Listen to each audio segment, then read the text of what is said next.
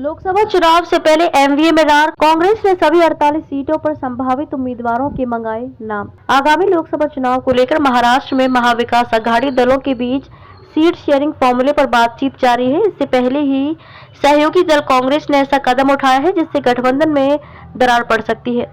Report के मुताबिक कांग्रेस आलाकमान ने राज्य की सभी 48 लोकसभा सीटों के लिए संभावित उम्मीदवारों के नाम मंगाए हैं। दूसरी ओर सहयोगी दलों की ओर से यह दावा भी किया जा रहा है कि गठबंधन में सब कुछ ठीक है। शिवसेना उद्धव गुट के सांसद संजय राउत ने शुक्रवार को कहा कि सीट बंटवारे को लेकर बातचीत हो रही है। कांग्रेस, एनसीपी, शरद पवार गुट, शिवसेना, यूबीटी और प्रकाश आंबेडकर की Vanchit Bahujan Aghadi VBS seat sharing को लेकर फाइनल स्टेज में है। रिपोर्ट के मुताबिक बीते बुधवार को महाराष्ट्र प्रदेश कांग्रेस कमेटी के अध्यक्ष नाना पटोले और सीनियर नेता बाला साहेब थोरात नई दिल्ली गए हुए थे। यहां पर इन दोनों की मुलाकात कांग्रेस अध्यक्ष मल्लिकार्जुन खड़गे और सांसद राहुल गांधी से हुई।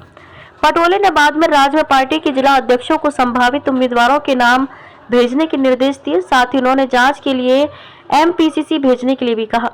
कांग्रेस आलाकमान की ओर से उठाए गए इस फैसले को लेकर कई सारे सवाल उठने लगे हैं।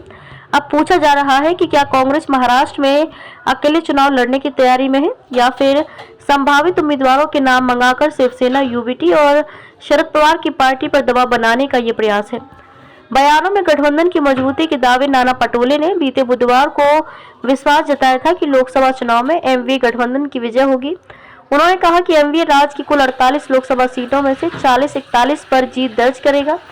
पटोले ने कहा कि एमवीए का सीट बंटवारे का फॉर्मूला तैयार है और इसे लेकर तीनों घटक दलों के बीच कोई विवाद नहीं है। उन्होंने कहा जल्द ही सीट बंटवारे को लेकर फैसले की घोषणा कर दी जाएगी। हमारा आपस में कोई विवाद नहीं है।